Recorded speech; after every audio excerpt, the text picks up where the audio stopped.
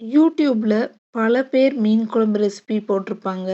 ஆனா, அவங்க யாருமே சொல்லாத ஒரு ஸ்பெஷலான சீக்ரெட்டு நான் உங்களுக்கு சொல்லப் போறேன். ஸோ, அது தெரிஞ்சுக்கணும் அப்படின்னா, வீடியோ ஸ்கிப் பண்ணாம பாருங்க. ஃபர்ஸ்ட்டு தேவையான பொருள்லாம் பார்த்துடலாம். சின்ன வெங்காயம், வெள்ளை பூண்டு, இஞ்சி, பச்சை மிளகாய், தக்காளி, பழுத்த பழமா எடுத்துக்கோங்க. தேவையான அளவு உங்க குழம்பு எவ்வளோ வைக்கிறீங்களோ, அதுக்கு தேவையான அளவு தக்காளி, அப்புறம் புளி, வீட்டு மசாலா தூள். அப்புறம் ஃப்ரெஷ்ஷாக கழுவி வச்ச மீன். இப்போ நம்ம எப்படி செய்கிறதுன்னு பார்த்துடலாம். ஃபஸ்ட்டு இஞ்சியையும் வெள்ளை பூண்டையும் நல்லா அம்மியில் அரைச்சு நான் எடுத்துக்க போகிறேன். நார்மலாக குழம்பு வைக்கிறத விட அம்மியில் அரைச்சி குழம்பு வச்சிங்க அப்படின்னா செம்ம டேஸ்டியாக இருக்கும். அந்த மீன் குழம்ப 3 நாள் ஆனாலும் இன்னும் சாப்பிடணும் அப்படின்னு தோணிகிட்டே இருக்கும். ஸோ நான் அம்மியில் அரைச்சி அந்த வெள்ளை பூண்டையும் இஞ்சியும் எடுத்துக்கிட்டேன். அதுக்கப்புறம் ஒரு கைப்பிடி சின்ன வெங்காயத்தையும் அரைச்சி விழுதாக எடுத்துக்கிட்டேன்.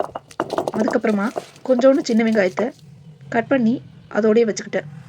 அதுக்கப்புறம் ஸ்டவ் ஆன் பண்ணிவிட்டு பேன் அடுப்பில் வச்சு நல்லெண்ணெய் ஊற்றிக்கோங்க. மீன் குழம்புக்கு நல்லெண்ணெய் ஊற்றினா செம்ம டேஸ்ட்டாக இருக்கும். நாங்கள் பொதுவாக நல்லெண்ணெய் கடையில் வாங்க மாட்டோம். எள்ளும் வெல்லமும் சேர்ந்து ரைஸ் மில்லில் கொடுத்து அரைச்சி ஃப்ரெஷ்ஷான நல்லெண்ணெயை தான் யூஸ் பண்ணுவோம். ஸோ அது இன்னுமே மீன் குழம்புக்கு வாசனையையும் சுவையையும் அதிகப்படுத்தி கொடுக்கும். ஸோ எண்ணெய் காஞ்சதும் கடுகும் வெந்தயமும் ஆட் பண்ணிக்கோங்க. கொஞ்சம் பூண்டை இடி உரலில் வச்சு 1 2 தட்டி எடுத்துக்கோங்க. அதையும் அதில் ஆட் பண்ணிக்கோங்க. நாம் அரைச்சி வச்சுருக்க இஞ்சி பூண்டு விழுதை சேர்த்துக்கோங்க.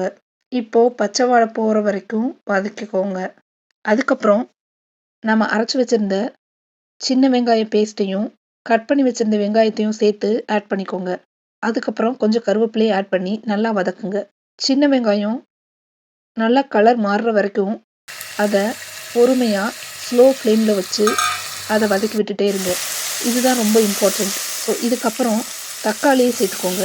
தக்காளியையும் நல்லா மசிஞ்சு வர்ற வரைக்கும் வதக்கி விட்டுக்கோங்க.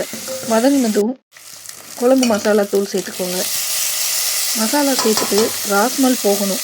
ஸோ ராஸ்மல் போகிற வரைக்கும் ஒரு 30 செகண்டுக்கு மேலே நீங்கள் கிண்டி விட்டுட்டே இருங்க.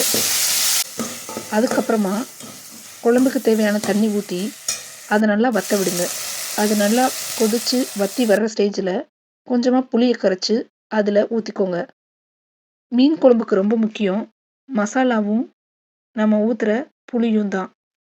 நான் சொன்ன சீக்ரெட் இருக்கு இல்லையா, அது என்ன சீக்ரெட் அப்படின்னா, மீன் குழம்பு நல்லா வரலைன்னா மீன் தப்பு இல்லை, புளி அண்ட் டைமிங் தப்பு. ஸோ புளிக்கரைசலை ஊற்றுற டைமிங் ரொம்பவே இம்பார்ட்டண்ட்.